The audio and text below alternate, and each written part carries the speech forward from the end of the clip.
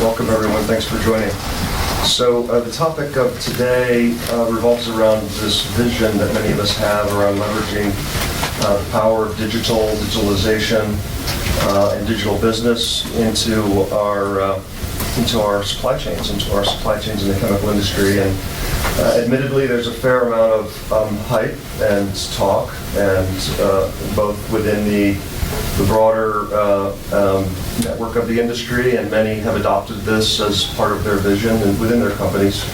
And what we want to do today is have both a technology discussion and a business discussion, and see if what we can do to kind of blend or merge these aspirational visions with the reality, right, of where we are today. So the way I'd like to frame off the discussion, and we've got, I think, three of the right people in the room, is to kind of share perspectives from a technology standpoint, from an industry operating standpoint, and from a service provider to the industry, to talk about, first, acknowledge, a vision. What might be our vision that includes leveraging digital technology, but at the same time, what are the realities around where we are?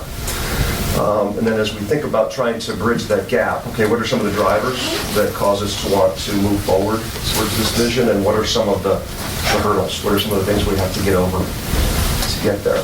So with that in mind, I'm pleased to welcome Ken Wenzel of BDP, and we'll go through introductions and opening conversation shortly, and Matt Cristani from Dow Chemical, and Matt Howell from Olemica. So I guess what I'd like to ask the panel to do, first of all, is let's dream a little bit. We're going to talk about reality shortly, but let's talk about any use cases that we can imagine in the future relative to allowing our operations and processes to become more digital. Matt from Dow, would you like to perhaps start by give us a little introduction on yourself and what Dow's thoughts on the future are? I've been with Dow Chemical 26 years. I've been in various functions, manufacturing, planning, site logistics, and logistics. And what we're seeing is the opportunity, when we have a customer, for example, when we get a phone call, it's nice to tell the customer, where's your stuff? It's very disheartening when you go and they're telling you, hey, your truck didn't show up and we weren't aware of it. So one of the things that we're looking at on a use case is things happen unexpectedly within your supply chain, and we'd like to at least have some alerts and some exception management so that we can at least tell the customer where they stand with their particular shipment. One of the challenges that we have is that we have this onslaught of data, and we really need to look at, okay, what processes do we have in place to, one, harness the data, two, how does it fit within our organization, and who owns it? I take care of the order-to-cash space, and it's very cross-functional, and there's a lot of silos, but how do you get that end-to-end vision to say that one thing that's happening in one area on order entry versus something that's happening in contracts can have interdependency, and see how you can make quick decisions on what you need to go do. Okay, thank you. Matt Howell from Olemica, any additional use cases that you can see as possibilities in the industry, and or you're hearing other companies pursuing or talking about? Sure. First of all, my name is Matt Howell. I'm with Olemica. I was formerly with 20 years with Ashland Hercules, supply chain, and doing a lot of work in customer care, doing black belt work there. In my past and things I've seen now, because I do go to a lot of customer service shops and see how things operate from a supply chain perspective. When we were at Ashland, to your question, we were in a state of just-in-time delivery. Our supply chain worked just in time. We wanted to have enough material on hand to meet customers' needs at any time. But we found out we were always in an oversold situation when we got down to that. We didn't have the inventory. And so what we needed to do was automate all of our forecasting, our planning, and our supply chain, and speak electronically to our customers, because if we didn't know right then how much we needed, we didn't make enough. And so things were leaving just in time and becoming real time. So when the customers needed it, we needed to deliver it, but we needed to make it. So you had to have an exchange of data very quickly and very real time. So that's what we're seeing. I'm seeing that in many customers. They don't have the inventory. They want to get rid of capital. We want to reduce that cost that they're carrying. Okay, thank you. So Ken, I think you're sitting in a unique situation. Looking at the industry would be welcome your thoughts both on, what the future could hold, but as well, what are we dealing with today? Right, so I'm Ken Wenzel. I've been 35 years with BDP International. I've lived many countries around the world. We're a global logistics provider that manages the international order execution for a lot of you in this room, and as a result of that, freight moves. So I guess I'm going to be the bad witch in this discussion, because I think that companies cannot look forward because what they have sitting on their doorstep today still is so far from complete. Okay, so companies aren't integrated. Companies don't know where freight is or where information is. Information's wrong. You don't have a supply chain. Okay, you have as many supply chains as you have products. Okay, you have as many supply chains as you have business units, and your supply chain moving out of the United States and the same product moving out of Europe and the same product moving out of Asia to the same customer are three entirely different supply chains. Okay, and when you have oversold your product, okay, your ocean supply chain, because I'm a little familiar with your company, your ocean supply chain is now 100% air freight. Yep. Okay. And so you have an air freight supply chain that you didn't budget for, that you didn't plan for, and that you can't get out of because your customers are satisfied. So before we digitize anything, I'm out of breath running and trying to just take care of what we're doing today.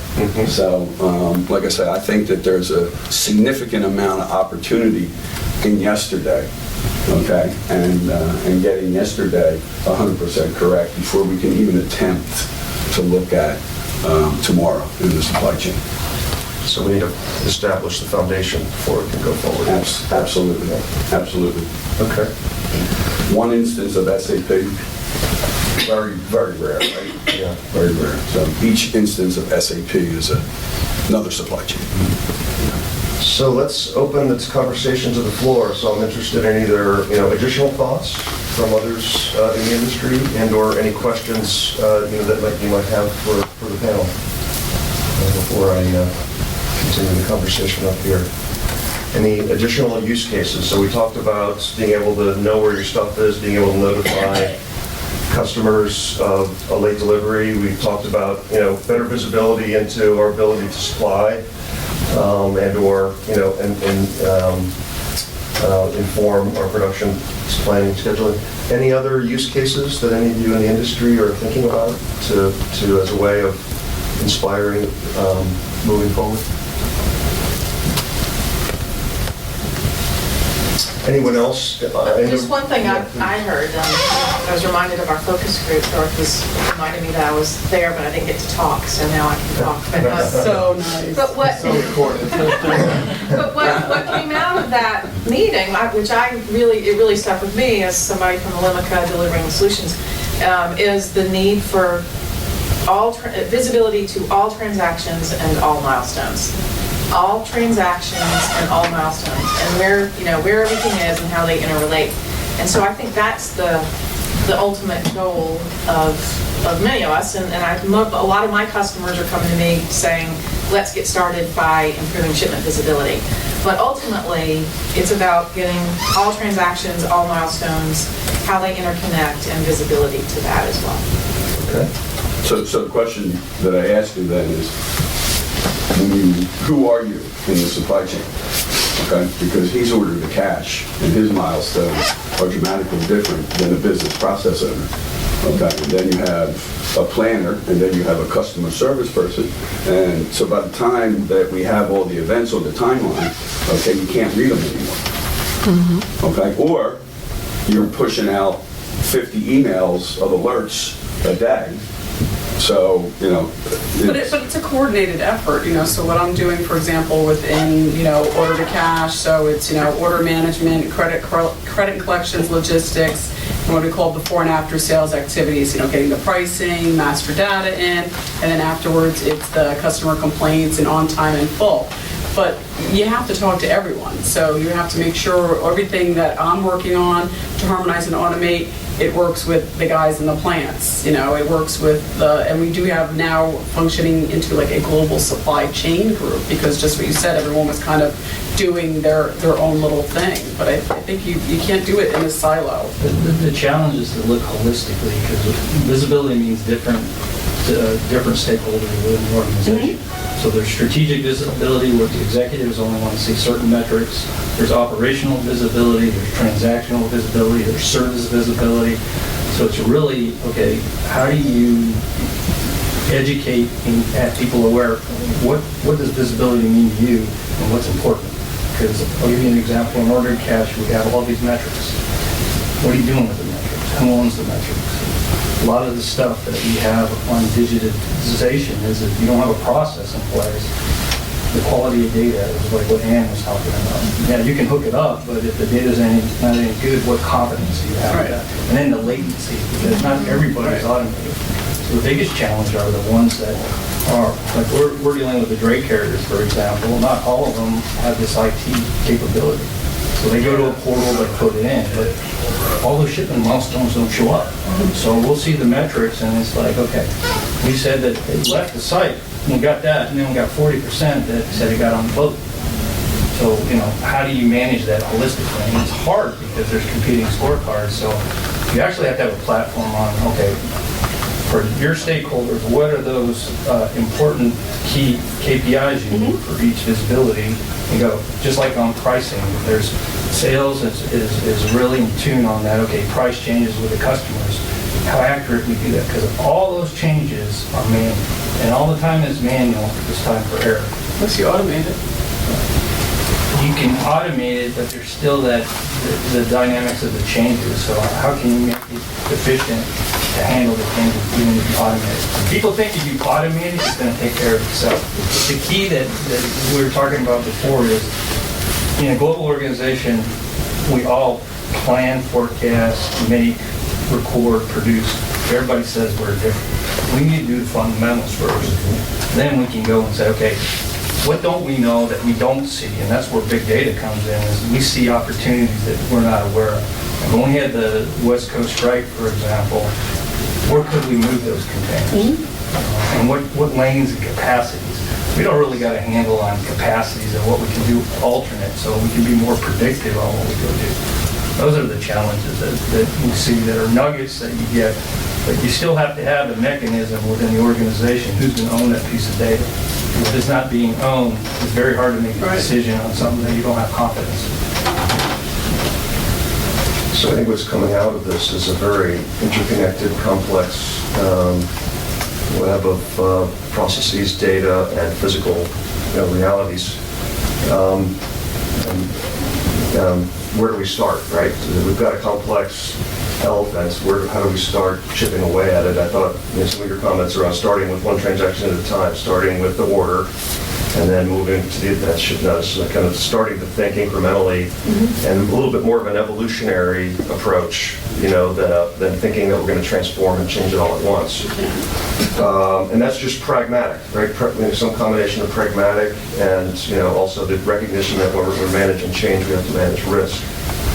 Matt, any thoughts from your perspective in terms of how, as you engage, as Olympic engages with clients, how, kind of practical approaches, right, to approaching a complex problem as we've heard here today, and where to start?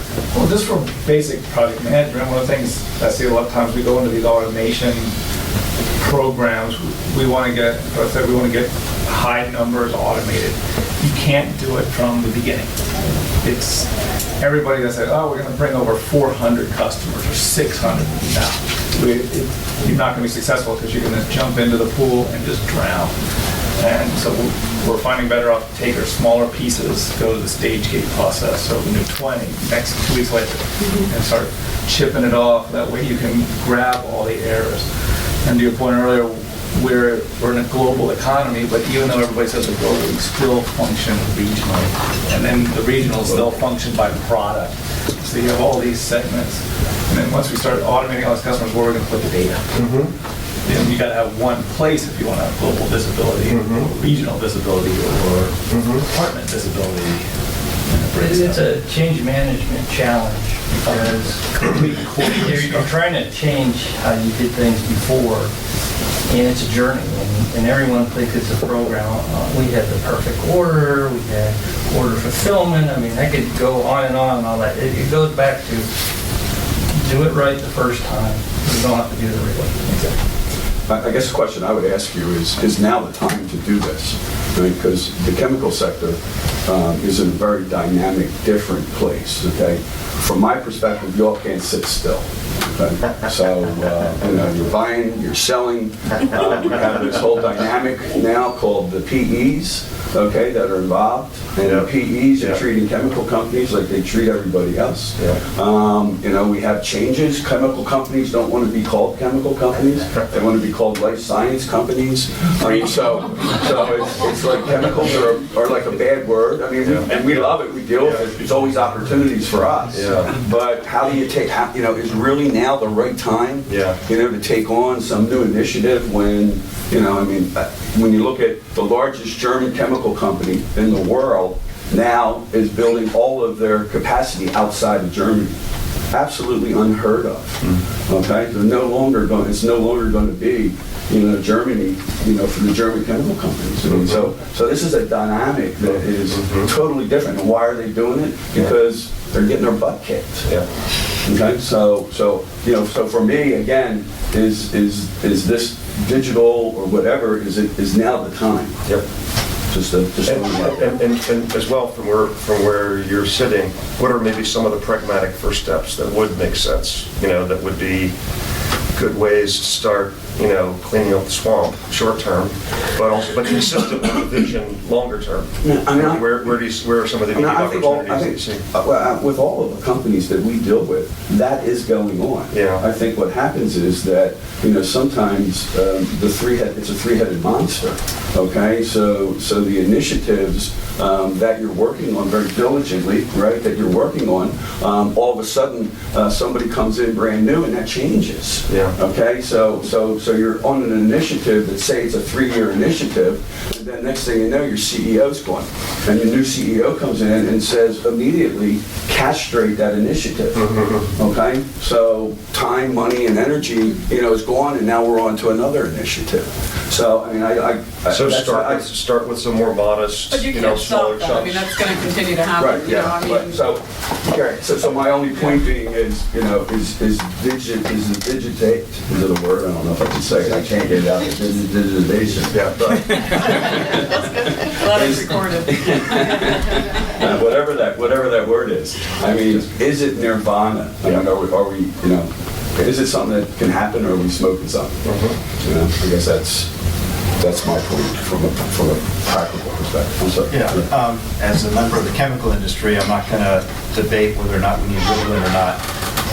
Because I do agree with you is that we tend to run very lean, and we have a lot of supply chain perturbations. So that drives, the waves just build as you go down the stream, and you're the recipient of some of those waves. So one of the things that I try to do is look outside of the chemical industry, because I don't think the chemical industry in and of itself is going to be the innovator to drive supply chain excellence. I really don't, and that's my field. So, so from your perspective, who's kind of leading the pack? Who's got this all figured out? Because you look at retail, I don't think they've got it all figured out, because you can't buy a bathing suit when it's hot. The food industry, you'd say maybe they got it figured out, but they throw an awful lot of stuff away because of spoilage. The auto industry, I don't think they got it all figured out, because you look at the inventory on the showroom floor. So who's got it figured out? And that's what I'd like to figure out. Who's got it figured out? And then how do we take that model and relay it to the chemical industry, which is different, it's got a different animal. But how can you translate from something that's got it all figured out to an industry that doesn't? Well, you have, it's a great question, but you have unique products. So sometimes it's very difficult to do a comparison, because they're not moving products with skulls and crossbones on it. Well, that's my business. So you have that scenario. But I think Amazon has figured it out. I mean, who would really think that, in a 4-year period, that someone was going to have the potential of putting Walmart out of business. Okay, and that's what they're doing. But if you went and did a review of Amazon, I don't think that you could get your supply chain to look like this. In our world, and with the customers that we represent that have an automotive division, I think that's probably the most slick, the most sophisticated piece, the electronics sector. Okay, I think that they have a robust supply chain in order to cash, the ability to divert, move, steal, allocate, whatever you want to call it, with inventory and so forth. But I think, I agree with you that the chemical sector, because of, the products that you have, the Amazon does not move ISO tanks. They never will. Okay, they'll never have a rail car. But I think there's some good things, from Amazon that you can take and try to build into, what you're doing, within your company, because we started to really think order to cash and automate, harmonize, and, you go to thinking just about the customer service and the order that, who knows Amazon's phone number? Nobody knows it. Right. Because no one ever has to call. Yeah. So if you, are a customer and you email your order in, and then you also, you automatically get an alert saying, yes, I received your order, and then next it's like, yep, your order's about to ship, and yep, it shipped, and here's the confirmation and tracking number.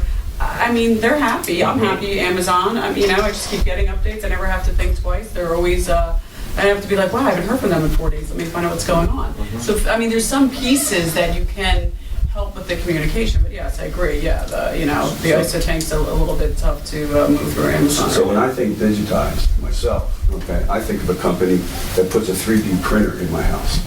They pay for the 3D printer, they put it in the house. Okay, now when I order my product, okay, the 3D printer makes the product in my house. It's only certain types of products, Right. okay, but it's there. I mean, to me, that's where I would like to see, the supply chain go. To me, that's the 22nd century, or, that's something entirely different. I don't see it right now within the chemical sector of being able to get that way. But I sure as heck believe that at some point, Amazon will definitely be they'll have a profile of people that buy a certain amount, and they'll say, hey, all this stuff you can make on a digital printer, and next thing you know, your big box at your front door, and you open it up, and you order your stuff, and 15 minutes later, things, and there's your product, and your order of cash just went, from hours to seconds. I think the challenge is we're really regulated and we don't have that flexibility of the technology. Like if you look at Uber, they kind of didn't have to go through the unions and everything. It was an app, they didn't kind of circumvented that process. And it's just, that's technology getting ahead of legislation, for example. So for us, because like we look at the clothing industry or everyone has a best in breed and something, but there's not one tool or one process.